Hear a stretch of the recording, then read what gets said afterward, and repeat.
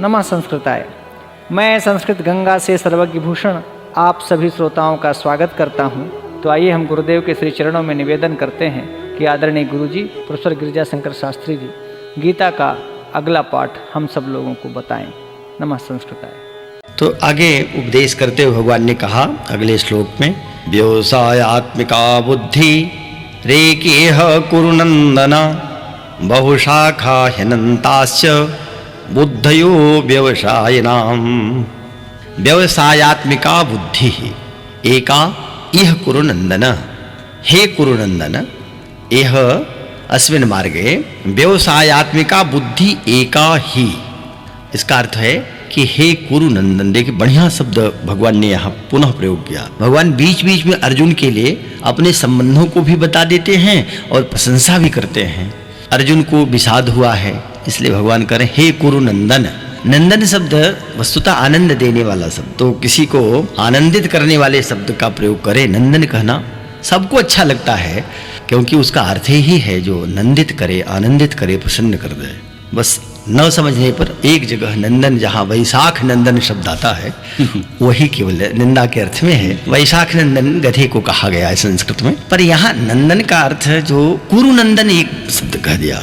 कुरु माने कुरुवंश है, तो कुरुवंश, कुरु का अर्थ है एक प्रकार से बार बार कोई पूछे उस वंश में उत्पन्न होने वाला कि क्या करूं क्या करूं, और उसको कहा जाए कि कुरु कुरु कुरु, ऐसा करो ऐसा करो। यही महाराज जो कुरु थे वो सबसे आज्ञा लेकर के, पूरी प्रजा से आज्ञा लेकर के पूछा करते थे कि मुझे क्या करना है, तो उनका नाम कुरु पड़ गया।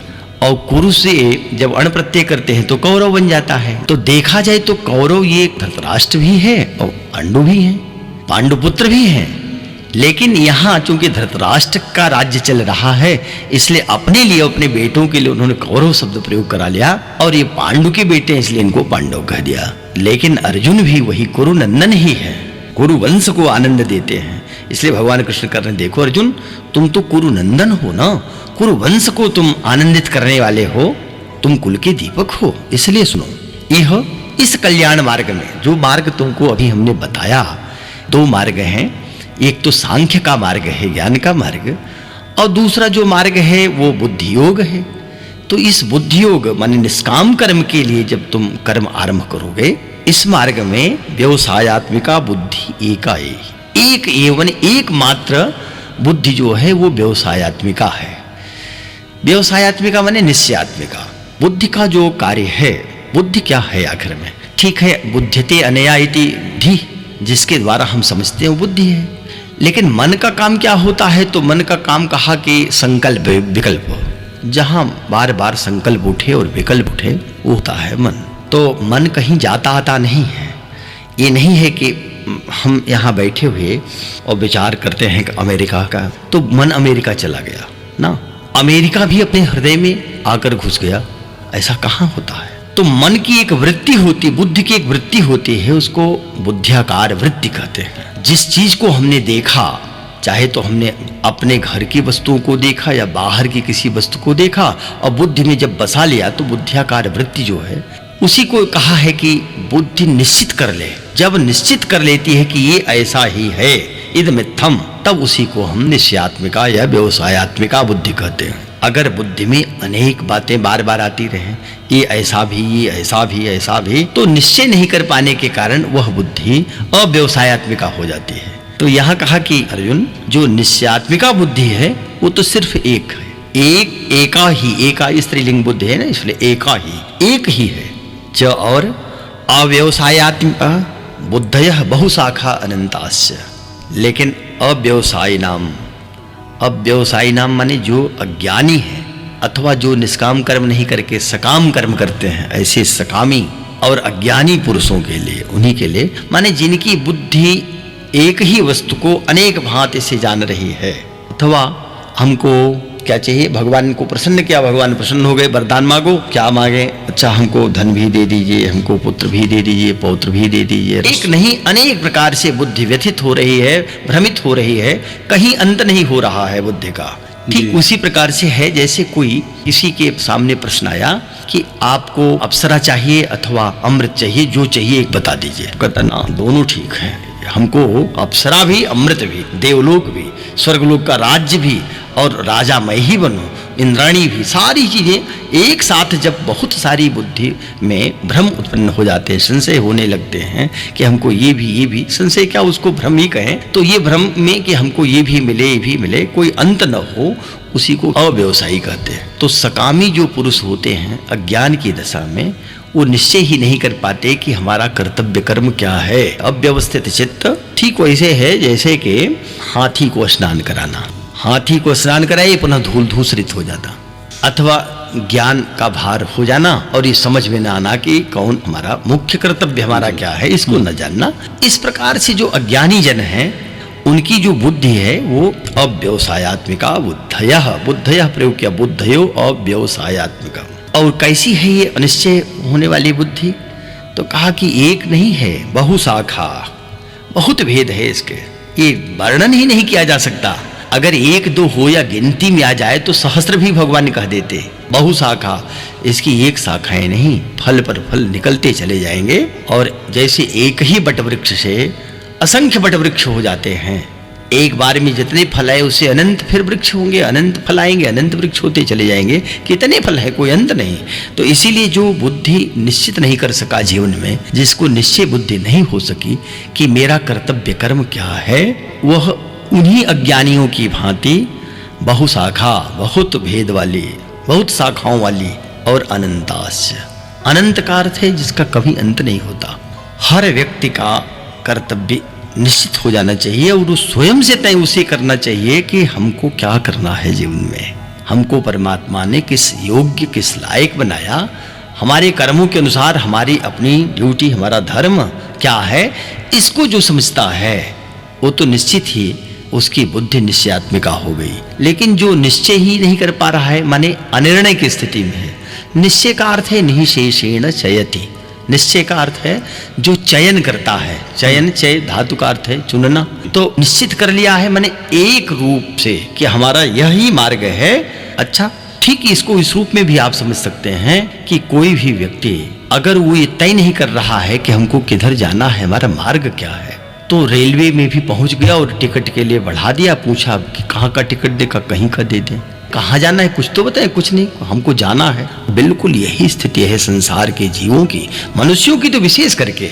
उनको ये भी पता नहीं होता कि हमारा जन्म किस लिए हुआ, हमको अब थोड़े इस जीवन में 150 वर्षों में क्या काम कर लेना है, किस लिए आया हूँ, अपना आगे का लक्ष्य क्या बना लेना, ये कुछ भी तय नहीं है। बिल्कुल अनिर्णय की स्थिति में पड़े हैं, जो आता है सो किए जा रहे हैं और मान रहे हैं कि हमारे प्रारब्ध से आता है, हमारा भोग है। कुछ नहीं, भोग तो अपनी जगह है। निश्चय करो पहले, जब तक निश्चित नहीं कर लेते कि हमको ये करना है, यही है बुद्धि का सम्मान करना। और अगर हम ये निश्चय नहीं कर पाते जीवन में, तो हमने बुद्धि का अपमान कर दिया है। और इस बुद्धि का कोई अंत नहीं, क्योंकि ये अनिश्चय अज्ञानियों के लिए तो अनिश्चय की स्थिति होती है। इतनी शाखाएं हैं कि कहीं इसका अंत नहीं होगा, अनंत शाखाएं हैं। इसलिए भगवान ने कहा कि देखो अर्जुन, तुम्हें निष्काम कर्म करने के लिए एकमात्र बुद्धि को निश्चय करना होगा कि हमारा ये इदमित्थम, यह मुझे ऐसा है, यही करना है। तो इसको बहुत स्पष्ट भगवान ने कह दिया कि बुद्धि योग के विषय में निश्चयात्मिका बुद्धि को अपनाओ और अज्ञानियों की तरह अनिश्चयात्मिका बुद्धि का परित्याग कर दो। तुम निश्चित कर लो कि हमारा ये मार्ग है, हमको इसी मार्ग से आगे बढ़ लेना है। हमको एक विषय पे इस पर ध्यान आता है कि एक कोई सज्जन गुरु ने अपने शिष्य से कहा कि प्यास लगती है तो पानी के लिए कुआं खोदो, और शिष्य को दे दिया पूरा सब सामग्री।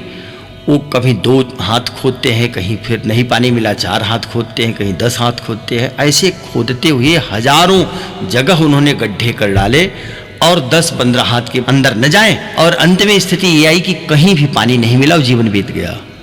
अगर एक ही जगह निश्चय करके खोदते होते तो निश्चित ही उतने में जल मिल जाता। यही मनुष्य का जीवन हो गया है। वो थोड़ा यहाँ थोड़ा वहाँ, फिर कहीं फिर और कहीं, ऐसा करता करता जीवन समाप्त कर देता है और अंत में फिर कुछ भी हाथ नहीं लगता। इसलिए निश्चय करके एक ही जगह कुआं खोदता रहे व्यक्ति, तो पानी तो अवश्य मिलेगा। बस ये भाव है। भगवान कह रहे हैं कि बुद्धि तो कहीं अंत नहीं, उसका अनंत है, अनंत शाखाएं हैं। इसलिए अज्ञानियों की तरह तुम अबुद्धि में मत पड़ो, बुद्धि का निश्चय करके व्यवसायत्मिका बुद्धि को मानते हुए तय कर लो कि एकमात्र ही कार्य है और उसी में लग जाओ। यह इस श्लोक का भाव है। अगले श्लोक में भगवान ने कहा, यामिमां पुष्पितां वाचं प्रवदन्त्य विपश्चितः वेदवादरता पार्थ नान्यत् अस्तीति वादिनः। याम इमां पुष्पितां वाचं प्रवदन्ति अविपश्चितः वेदवादरता पार्थ। हे पार्थ, पार्थ माने फिर वही प्रथापुत्र, हे अर्जुन, कैसे है कि याम इमाम पुष्पिताम वाचम, जो इस प्रकार की पुष्पिता वाणी को, वाचम वाणी को, प्रवदंती बोलते हैं। कौन बोलते हैं? अविपश्चितः। विपश्चित का अर्थ है विवेकी लोग, अविपश्चित माने अविवेकी जन। वो क्या कहते हैं? वेदवादरता पार्थ, वो वेदवादरत हैं, वेदों के वाक्य में ही लगे हैं, उसी वाद विवाद में उलझे हुए हैं। तो नान्यत अस्तीति वादिनः, नान्यत माने दूसरा कुछ भी नहीं है, ऐसा वो मानते हैं, ऐसा कहते हैं। इसका भाव और स्पष्ट समझें। याम इमाम माने जो इस प्रकार से, पुष्पिता का अर्थ अगर देखें तो ये अर्थ है माने मधुर वाणी, मीठी मीठी बात करने वाले। जैसे मीठी वाणी बोल करके किसी को आकृष्ट करना है, किसी को अपना चेला बनाना है, तो पुष्पिताम वाचम का प्रयोग करते हैं, लेकिन स्वयं उसको न मानते हैं न करते हैं। तो जो लोग ऐसे कौन बोलते हैं? अविपश्चितः, अविवेकी।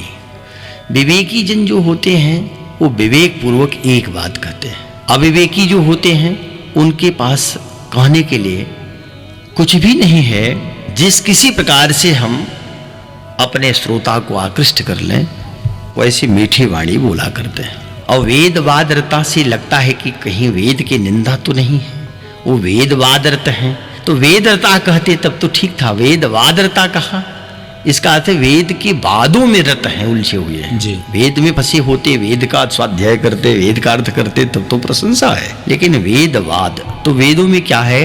वेदों में हर प्रकार के अधिकारी के लिए हर प्रकार की बातें कही गई हैं। वहाँ केवल ज्ञान की ही बातें नहीं है, कर्म भी है वेदों में। बल्कि कहें कि वेदों के जो 1,00,000 मंत्र कहे गए, उसमें 80,000 मंत्र तो कर्मकांड के ही मंत्र हैं। तो वहाँ सकाम कर्म की भी बात होगी, निष्काम कर्म की भी बात है वेदों में। उसके बाद उपासना भी है, फिर ज्ञान कांड भी है। 16,000 मंत्र उपासना के, भक्ति के हैं, और 4,000 मंत्र ज्ञान के, कुल 1,00,000 मंत्र हैं। तो कहा कि वेद तो ये भी उपदेश करेगा कि गृहस्थ धर्म में कैसे रहें।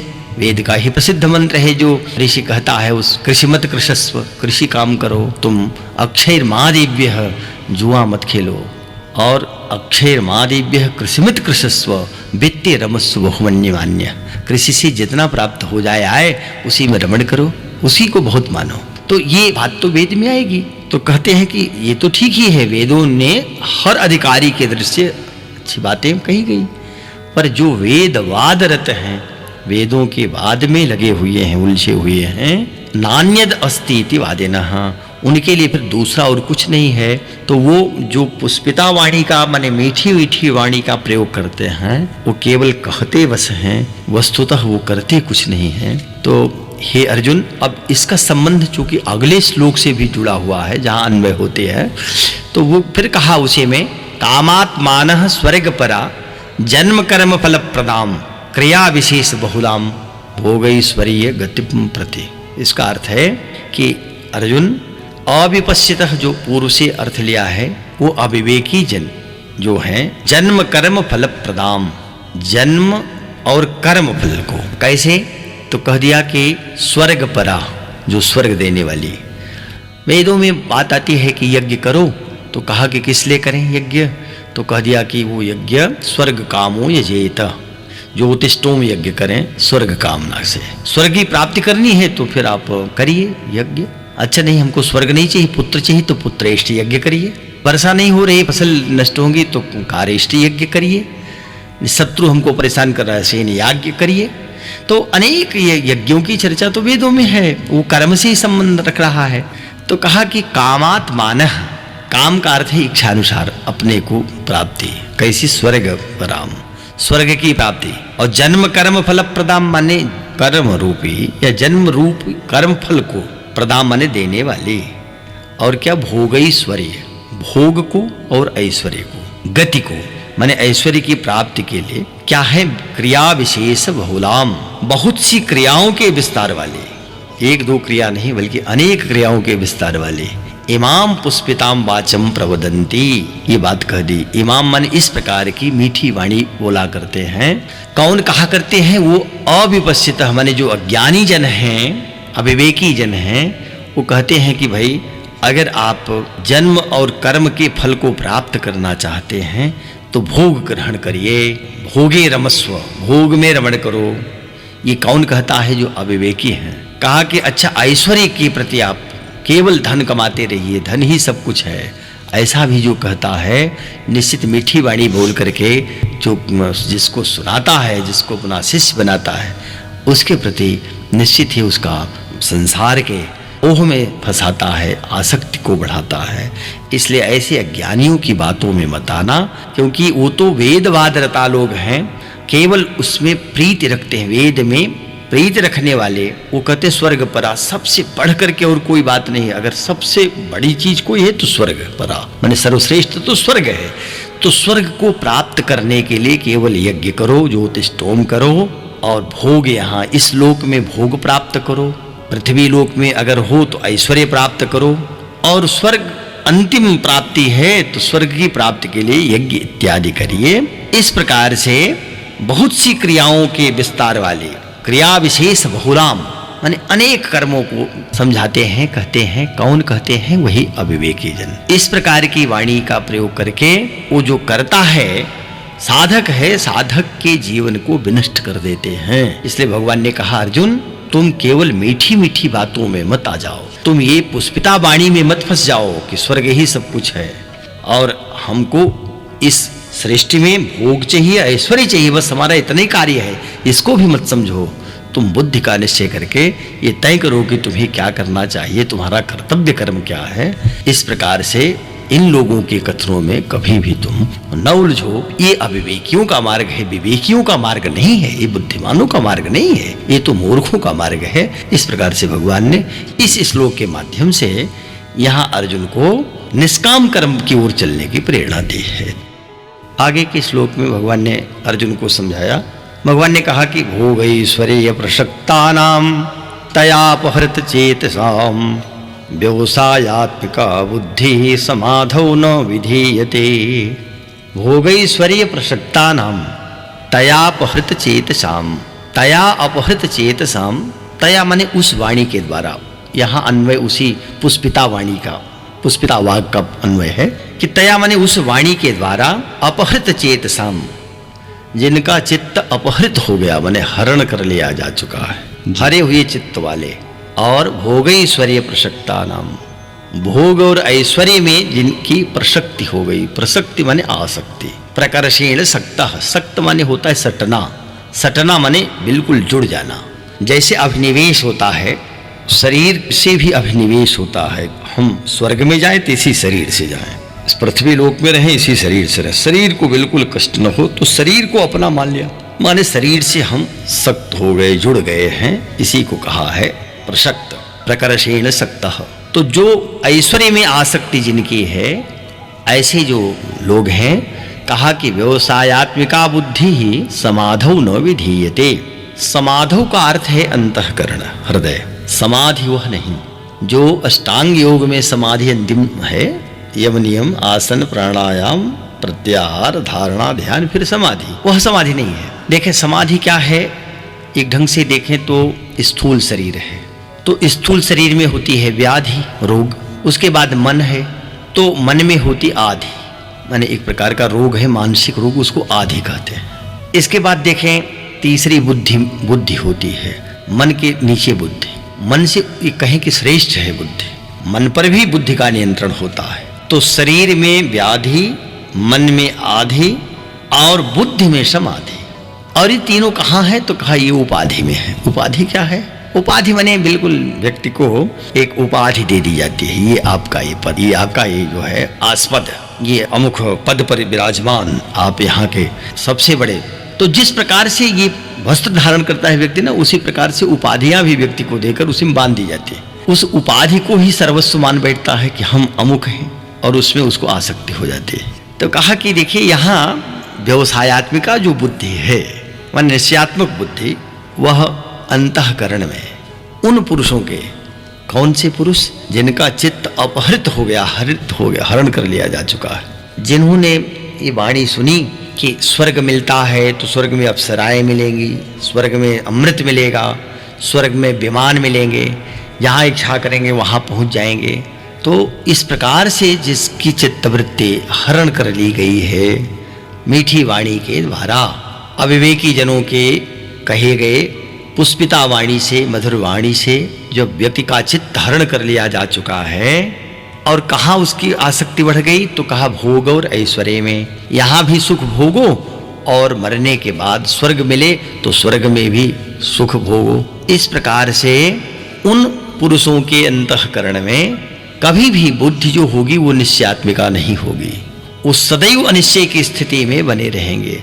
अब व्यवसायी बुद्धि हो जाएगी, उनको अनिश्चय की स्थिति सदैव बनी रहेगी। अच्छा, कौन कार्य करें जिससे स्वर्ग बने, स्वर्ग मिले, वहाँ भी भोग पर भोग। तो देखिए ये जो भोग है इसका कहीं अंत नहीं है।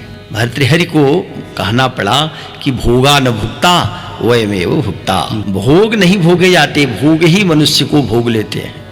कालो न जाता वयमेव जाता, काल नहीं जाता, हम ही लोग चले जाते हैं। तृष्णा न जीर्णा वयमेव जीर्णा, कभी तृष्णा समाप्त नहीं होती। तो तृष्णा तरुणायते, वो हमेशा तरुण होती चली जाती है, वो तो युवक होती चली जाती है। लेकिन जिसको लोभ की वृत्ति आ गई उसको कोई अंत नहीं होता, वो हमेशा उसको इसके बाद ये अमुक भोग, इंद्रियां शिथिल हो जाती हैं, भोग की सामर्थ्य नष्ट हो जाती है। लेकिन ये जो मूढ़ व्यक्ति होते हैं, अज्ञानी जन, वो खूब लालच देते हैं कि इसके बाद ऐसा करेंगे, अमुक दवा का सेवन करेंगे तो ऐसा भोग मिलेगा, अमुक चीज से जीवन बिताएंगे तो देखिए स्वर्ग में भी आप पहुंचेंगे, वहां अमुक चीज प्राप्त करेंगे। तो ये जो बातें कही गई हैं, कर्म के प्रति जो व्यक्ति की अविवेक वाली बुद्धि डाल दी गई है, वही पुष्पिता वाणी के द्वारा बहुत ऐसे अज्ञानी लोग होते हैं जिनकी बुद्धि हरण कर ली जाती है। तब वो चाह करके भी, लाख प्रयत्न करके भी बुद्धि को निश्चित नहीं कर पाते, निश्चय नहीं कर पाते, और तब वही है समाधौ न विधीयते। तो समाधौ माने समाधि अवस्था में, माने समाधि अवस्था के अंतःकरण से। देखिए समाधि जो लगती भी है ना, जिसको हम समाधि कहते हैं, तो सम आधि है। सम माने सम्यक रूप से स्थिर होना। अंतःकरण में चार, अंतःकरण का अर्थ है इंद्रिय, और अंतःकरण माने अंदर की इंद्रिय। तो बहिर इंद्रिय तो 10 है, जिसमें पंच कर्मेंद्रिय, पंच ज्ञानेंद्रिय, ये तो बाह्य इनका कार्य है, ये बाहर के विषयों को आकृष्ट करके अपने में ले आते हैं। इसमें से जड़ हैं कर्मेंद्रियां और बुद्धिमती हैं ज्ञानेंद्रियां, लेकिन इनकी जो दिशा है, इनका जो विषय है वो बाहर है। पर इनसे सूक्ष्म जो चार हैं इंद्रियां, वो अंतःकरण में होती हैं। वो कौन चार हैं? तो एक मन, दूसरा बुद्धि, तीसरा चित्त, चौथा अहम। ये चार अंतःकरण हैं। इस अंतःकरण में अगर हम चाहें कि अब हमारी बुद्धि निश्चित हो जाए, निश्चय कर ले, व्यवसायात्मिका बुद्धि हो जाए, तो तब नहीं कर सकते जब हम भोगों में डूब जाते, तब वहां से निकलने का कोई उपाय नहीं होता। और भागवत पुराण का जो वर्णन पुरंजन उपाख्यान है, पुरंजन की ही गति हो जाती है, और जब सर्वस्व लुट जाता है तब वो भगवान को पुकारने लगता है। तो ये हर होगी की स्थिति वही हो जाती है। इसलिए भगवान कह रहे हैं कि अभी से तुम समझ लो कि तुमको क्या भोगों में डूबना है, यही तुम्हारा कार्य है, यही लक्ष्य है, अथवा तुमको ये निश्चय करना है कि हमको निश्चयात्मिका बुद्धि आवे, व्यवसायात्मिका बुद्धि आ जाए। तब इस प्रकार से अर्जुन को भगवान ने दोनों का भेद समझा दिया कि क्या है निश्चयात्मिका बुद्धि, उसके द्वारा क्या कर्तव्य बनता है, कैसे उसके द्वारा सकाम से हट करके निष्काम कर्म की ओर व्यक्ति जाता है। और जब भोग और ऐश्वर्य ही उसको सब कुछ दिखाई देने लगते हैं, तब उसकी बुद्धि अव्यवसायात्मिका हो जाती है, और वह भोग, ऐश्वर्य और स्वर्ग के लोभ में अपने को सर्वस्व नष्ट कर लेता है, अपना सर्वस्व समाप्त कर देता है। यही इस श्लोक का भाव है।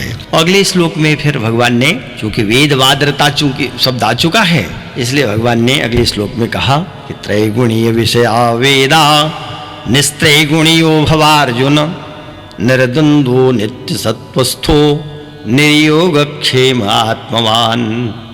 त्रैगुणीय विषया वेदा, निस्त्रैगुणियो भवार्जुन। हे अर्जुन, वेदाः त्रैगुणीय विषयाः।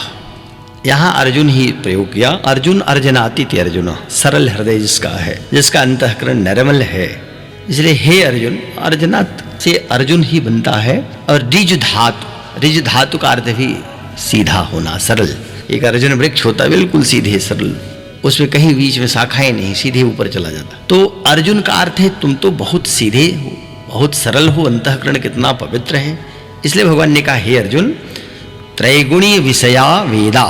वेदाह माने संपूर्ण वेद, जितने वेद हैं माने वैदिक साहित्य पूरी लो। ये नहीं है कि वेद माने ऋग्वेद अथवा 4 वेद। वेद के अंतर्गत ब्राह्मण ग्रंथ, आरण्यक ग्रंथ, उपनिषद भी। तो समस्त वैदिक साहित्य में जो उनके विषय हैं वो क्या है, तो का त्रैगुणीय विषया, 3 गुण, सत्व रज तम। तो उसका जो वेदों में वर्णन आएगा, निश्चित ही इन 3 गुणों से ही, 3 गुणों के अंतर्गत ही वो वर्णन होंगे। तो उनका विषय तो त्रैगुणी है वेदों का। तो तुम्हें क्या त्रैगुणी के अंतर्गत रहना है? कहा ना, निस्त्रैगुणियो भवार्जुन। हे अर्जुन, तुम निस्त्रैगुणी हो जाओ, माने तीनों गुणों से ऊपर उठ जाओ। ये तीनों गुण तुम में नहीं रहने चाहिए। गुणातीत, भगवान तो स्वयं गुणातीत हैं, तो वो चाहते हैं कि जीव भी गुणातीत हो। जीव को उपदेश करते हैं और जीव पर कृपा भी करते हैं, पर जीव है कि वो त्रैगुणी के विषयों में ही फंस जाता है। त्रैगुणी का अर्थ है त्रयाणाम गुणानाम समाहारः त्रैगुण्यम, 3 गुणों का समाहार। 3 गुण कौन? तो यही रज, तम और सत्व। अब देखें रजोगुण और तमोगुण। तमोगुण का जो उसका अर्थ है कि व्यक्ति निद्रा ही लेना पसंद करता है, आलस्य में डूबा रहता है। लेकिन रजोगुण का कार्य है, कार्य में तो प्रवृत्त होता है, लेकिन वह तभी तक जब तक कि लक्ष्य की प्राप्ति हो रही हो।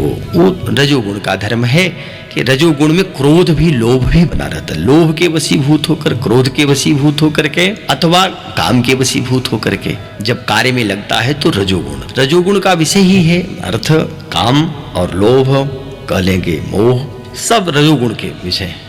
और इससे ऊपर अगर उठे तो कहा कि सत्वगुण में ही स्थित हो जाइए। ठीक है, रजोगुण तमोगुण छोड़ देते हैं, सत्वगुण में स्थित होइए। तो कहा सत्वगुण का भी जो विषय है वह भी स्वर्ग की प्राप्ति कराएगा, तो उससे तुम्हारी मुक्ति तो होने वाली नहीं है। इसलिए जो वेदों के विषय हैं वो त्रैगुणी ही हैं।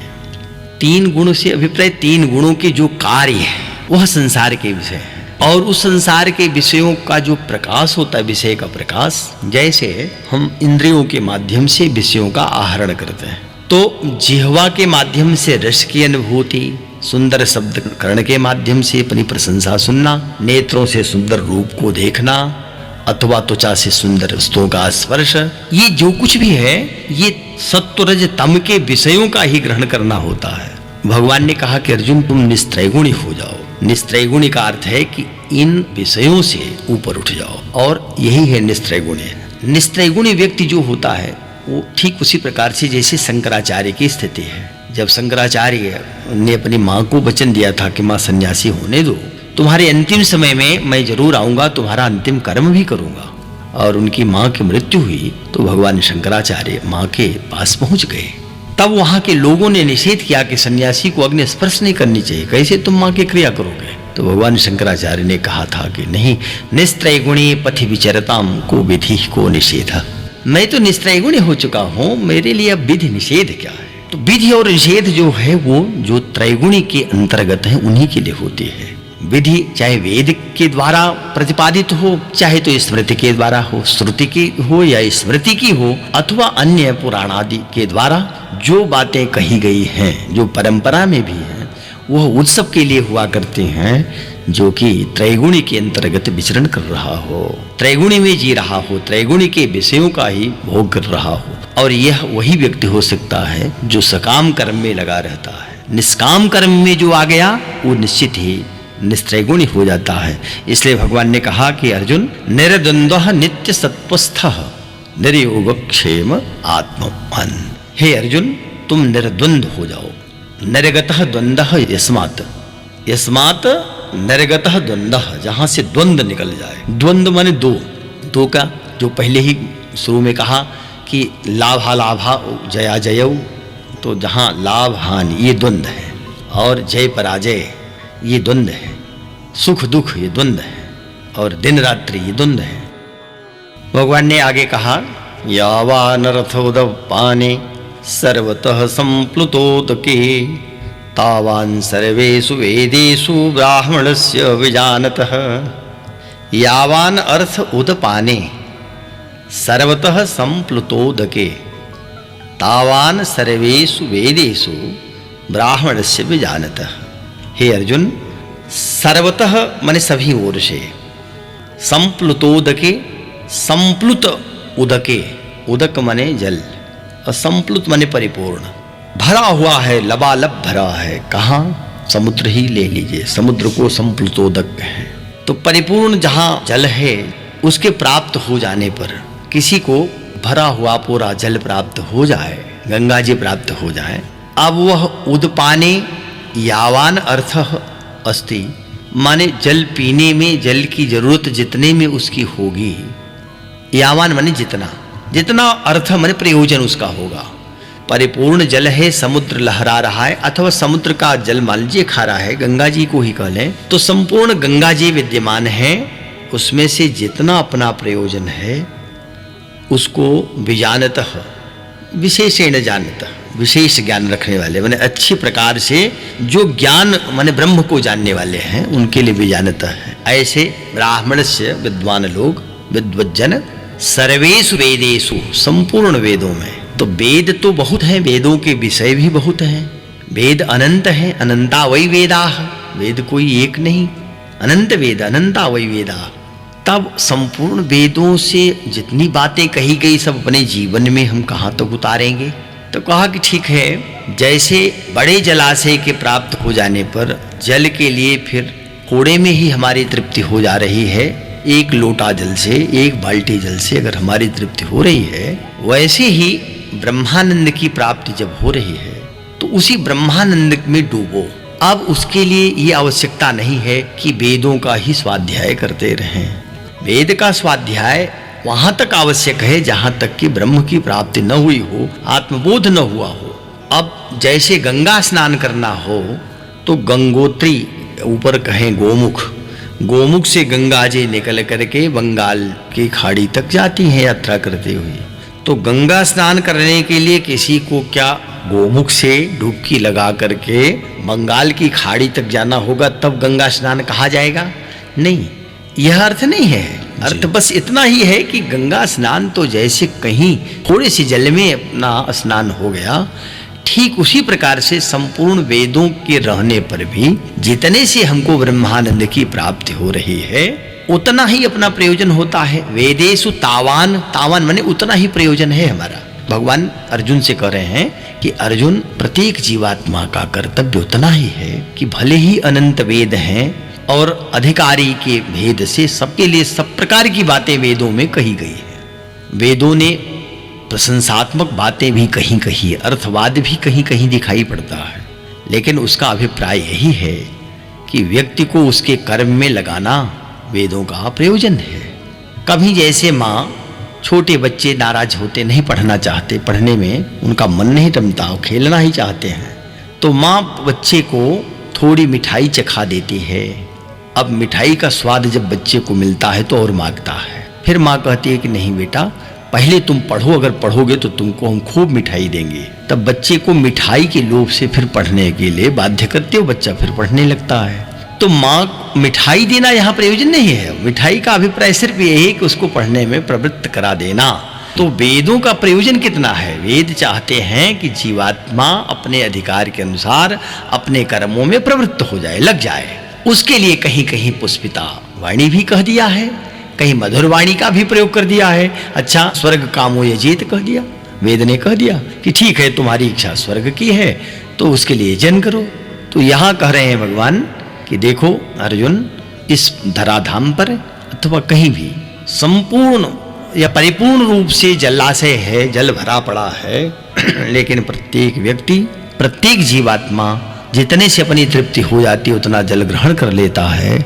ठीक उसी प्रकार से वेदों का भी जो कथन है उसमें इतनी ही बात है कि जब तक ब्रह्मानंद की प्राप्ति न हो जाए, जब तक परमानंद की प्राप्ति न हो जाए, जब हम ब्रह्म को जान लें, सच्चिदानंद को जान लें, जब हम आत्मा को जान जाएंगे तब हमारा प्रयोजन उतने से पूर्ण हो गया।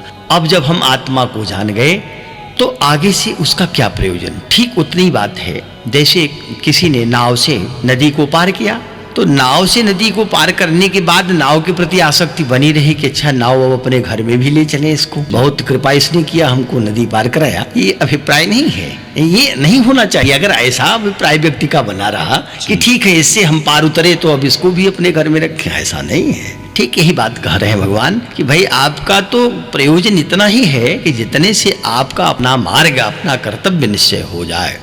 तो वेदों में जो बहुत बातें कही गई उसमें न उलझ करके आप जितने से अपने कर्तव्य का निश्चय कर पाते उतना जानो और उसे में लग जाओ। तब जब ये बात कहा तो इसके बाद भगवान ने अगला श्लोक जो कहा वो कर्म योग का श्लोक और वही निष्काम कर्म का। कर्म के प्रति ये श्लोक प्रायः सभी लोगों को एक अर्धाली तो मालूम ही रहती है, लोग उसको कोट करते हैं, बड़ा प्रसिद्ध श्लोक। भगवान ने कहा कर्मण्येवाधिकारस्ते मा फलेषु कदाचन मा कर्म फल हेतुर्भो मा ते संगोस्त्व कर्मणि। कर्मण्येवाधिकारस्ते अर्जुन, संपूर्ण वेदों के विषय होने पर भी, वेदों के भरे पड़े होने पर, ज्ञान के भंडार होने पर भी तुम्हें उतने से ही प्रयोजन है जितने से काम बन जाए। तो तुम ज्ञान में ही डूब जाओ ऐसा नहीं है, कर्म भी तुम्ही को करना है। क्योंकि देखें अगर दान देना हमारा धर्म है, दान देना चाहिए, तो दान देने के पहले हमको कुछ संग्रह तो करना होगा, परिश्रम करके धन तो प्राप्त करना होगा। अगर धन प्राप्त नहीं किया तो दान कहाँ से करेंगे? इसलिए संग्रह त्याग न बिनु पहचाने, पहले संग्रह करें तब त्याग करें। संग्रह के बिना त्याग संभव नहीं होता। तो भगवान ने कहा कि अगर निष्काम कर्म करोगे तब भी कर्म तो करना है, तो कैसा कर्म करें जिसका फल हमको मिल ही जाए? भगवान ने कहा नहीं, कर्मण्येवाधिकारस्ते ते कर्मणि एव अधिकारः। कर्मणि माने कर्मणि एव ते अधिकारः। कर्मणि माने कर्मों में ही, कर्म करने मात्र में ही, ते माने तुम्हारा अधिकार माने अधिकार है। माँ फलेषु कदाचन, फलेषु कदाचन माँ, लेकिन फल में तुम्हें अधिकार नहीं है। फलेषु में बहुवचन है, फलेषु माने फलों में। ऐसा एक फल से दूसरा फल, फिर फल से फल होते चले जाते हैं। जैसे कर्म से वह कहा ना कि बहुशाखा अनंतास्य, बहुत शाखाएं हैं, ऐसे ही इसीलिए फल को भगवान ने फलेषु, माँ फले कदाचन नहीं, माँ फलेषु कदाचन। हे अर्जुन, तुम्हारा कर्म करने मात्र में ही अधिकार है, फल में तुम्हारा अधिकार नहीं है। परिणाम तुम्हारे अनुकूल ही होगा, परिणाम तुम्हारे मन का होगा, तुम जैसा चाहते हो वैसा होगा। ये किसी और के हाथ में है, तुम्हारे हाथ में नहीं है। तुम्हारे हाथ में तो केवल कर्म है। तब माँ कर्म फल हेतु हो, तो माँ माने नहीं, और तुम कर्म फल हेतु, कर्मों के फल की जो हेतु माने वासना है, परिणाम है। तो हे अर्जुन, तुम कभी भी कर्मों के फल की वासना वाला माँ भू मत हो। तो तुम कभी भी उसके फल की वासना वाला मत हो जाओ, उसमें मत पड़ो। माँ भू माने मत हो। तब अगर हमको फल नहीं मिलेगा तो हम कर्म क्यों करें? अर्जुन कहेगा तो करें, लेकिन ये भी मत समझना अकर्मणि संगः माँ अस्तु। ये भी नहीं होना चाहिए अकर्मणि माने कर्म न करने में, माने अकर्मणि, कर्म हम नहीं करेंगे फिर तो छोड़ देते हैं। जब फल ही नहीं मिलेगा, फल में मेरा अधिकार भी नहीं, तो काहे को कर्म करें? कहा ना, ऐसा नहीं है। अकर्मणि संगः माँ अस्तु, अकर्मणि में कर्म न करने में भी तुम्हारी प्रीति नहीं होनी चाहिए। संग का अर्थ है आसक्ति, संग का अर्थ है, संग कहते हैं साथ को, तो आसक्ति ही है। अब अकर्म में अगर आपकी आसक्ति हो रही हो तो वह भी ठीक नहीं है। इसलिए हे अर्जुन, तुम कर्म करो। कर्म, अब कैसा कर्म? निष्काम कर्म। निष्काम कर्म पर बल दिया है यहाँ। कर्म का अर्थ सकाम कर्म पर नहीं है। निष्काम कर्म जब हम करेंगे तो उसका फल क्या मिलेगा, यह विचार करके नहीं। सभी कर्मों का फल हमको प्राप्त ही हो ये आवश्यक नहीं है। बहुत ऐसे कर्म होते हैं, जैसे नित्य कर्म संध्या वंदन करना है, तो संध्या वंदन करने से हमको क्या लाभ होगा? लाभ हो न हो, लेकिन ये हमारा कर्तव्य कर्म है, इसलिए हमें करना है। हम क्यों देवताओं का पूजन करें? हम क्यों अतिथि का पूजन करें? हम क्यों हवन करें? क्यों पितरों को श्राद्ध करें? किस लिए करें? ये तुम्हारा कर्तव्य कर्म है इसलिए करो, ये निष्काम भाव से करो, हमको कुछ मिलेगा इसलिए मत करो। श्राद्ध करना भी एक प्रकार का निष्काम कर्म ही है। श्राद्ध करने से एक परंपरा बनी रहती है। जो अपने पितर होते हैं वो तो तृप्त होते हैं, और जो प्रत्यक्ष देखते हैं उनके मन में आता है कि जरूर जिसके लिए दिया जा रहा है कहीं न कहीं तो होगा, उसके आत्मा को प्राप्त होगा, ऐसा लोग मानते हैं। इसलिए एक परंपरा बनी रहती है। तो भले ही ये इसका हमको कुछ लाभ मिलने वाला ना हो, निष्काम कर्म है और ये कर्तव्य कर्म है, इस दृष्टि से कर्म करते रहना है। फल इसका हमें प्राप्त हो इसलिए हम कर्म करें, ऐसा नहीं। तो हम बिना कर्म किए रह जाए, क्या रखा है? कहा नहीं। कर्मों में भी तुम्हारा संग माने आसक्त नहीं होनी चाहिए। ये न सोचो कि हम कर्म नहीं करेंगे, बैठे रहेंगे, तब हमारा जीवन चलता रहेगा, सो भी ठीक नहीं है। इसलिए अकर्मणिते संगो माहु, अकर्म में भी तुम्हारी आसक्ति नहीं होनी चाहिए। ये इस श्लोक में भगवान ने बहुत स्पष्ट कर्म को महत्ता देते हुए कर्म का विस्तार किया, समझाया है। अब जो अगला श्लोक है इसको बाल गंगाधर तिलक ने कहा है कि ये कर्मयोग की चतुसूत्री श्लोक है, माने ये 4 सूत्र दे दिया है अगले श्लोक में। तो पूर्व श्लोक का जो ये प्रसंग है कर्मण्येवाधिकारस्थे, यहाँ से भूमिका बनाई और अगले श्लोक में 4 सूत्र देंगे कि कैसे निष्काम कर्म करने से व्यक्ति का कल्याण होता है। तो आज का पाठ यहीं पर समाप्त होता है। अगले पाठ के साथ, गीता के अगले अध्याय के साथ गुरुजी फिर उपस्थित होंगे।